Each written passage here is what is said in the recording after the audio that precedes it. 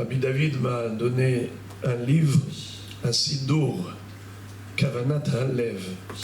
Il y a là un très beau pirouche sur la raison pour laquelle on répète 3 fois dans la prière de Shacharit le pasuk Vehu Rahum Yechaper Avon. Lui, Akadosh Baruch Hu, qui est miséricordieux, il pardonnera nos fautes.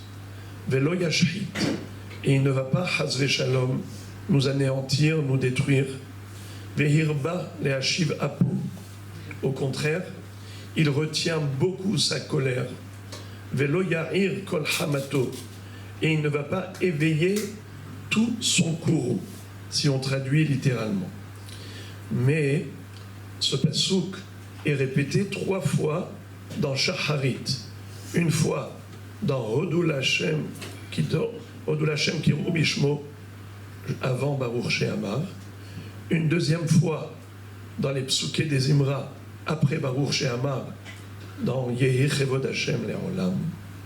Et une troisième fois, après Uba Letzion Goel, on répète encore une fois ce même verset. Pourquoi?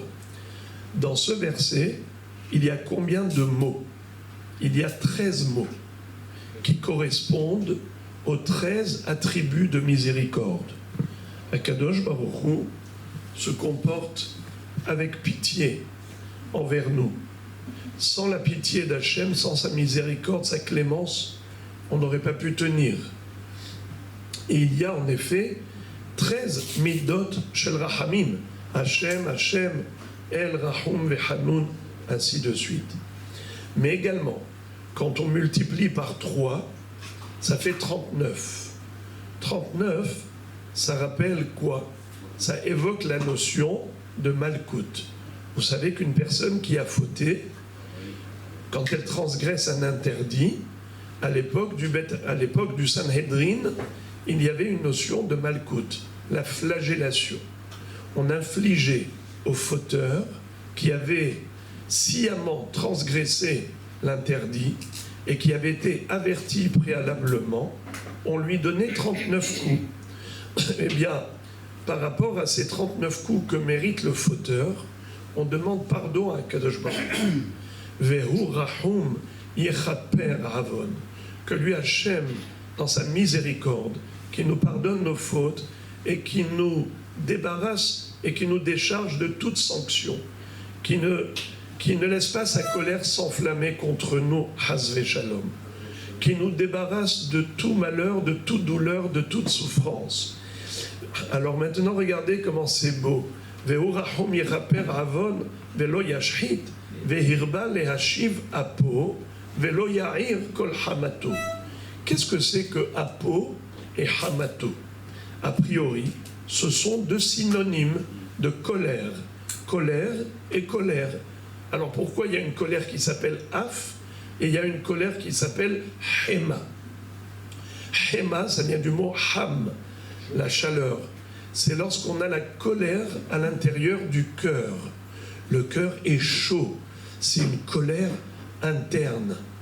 Mais Af, c'est quand, par exemple, vous voyez quelqu'un qui s'énerve, vous voyez ses narines s'ouvrir et la vapeur sortir des narines. C'est la colère exprimée sur le visage comme un taureau. Alors ça s'appelle Haron Af. La colère extériorisée, exprimée, eh bien ça s'appelle Af. On dit à Kadosh Baruch Hu, Virba Lehachiv Apo. Si déjà, Hazve Shalom, il y a déjà la colère qui s'exprime, c'est-à-dire il y a un mauvais décret qui a déjà été énoncé, on demande à Akadosh Baruch Hu de le retenir. Lehachiv Apo, Velo Ya'ir Kol Hamato, et qu'au niveau de la Hema, de la colère interne, qu'elle ne se réveille pas du tout. Kol Hamato, nous dit le Yarbet, ça veut dire rien. Kol Hamato, même pas 1 gramme de Hema. Parce que si la colère interne s'associe à la colère externe, ça veut dire que Hazve Shalom, c'est très grave. C'est pour ça que Moshe Rabbeinu a dit Ki yagorti mi pene ha'af ve'ahema Asher katzaf Hashem alechem le'ashmid etchem. Lorsque Moshe Rabbeinu a prié en faveur d'Israël après la faute du veau d'or, il va dire à Israël, j'ai eu peur de quoi? Des deux, de Haf et de Héma. Quand j'ai vu le Haf et Héma s'associer, ça veut dire qu'Akshborou était en colère intérieurement, extérieurement. Là j'ai eu peur de Chas v'Shalom, d'une extermination du peuple juif. Alors j'ai prié pendant 40 jours et 40 nuits, je ne me suis pas arrêté jusqu'à ce que Dieu a bien voulu accorder le pardon, le jour du grand pardon, Salahti Kitvarecha. Donc, quand on lit ces psukim, 3 fois Ve'o Rahum, alors on demande à Kadosh Baruch Hu, non seulement d'avoir pitié de nous, mais de nous débarrasser de toute trace de mauvais décrets, que Ham Israël ne connaisse que le bonheur et jamais, jamais, jamais aucun malheur, Halila Vechas, avec la joie tout le temps.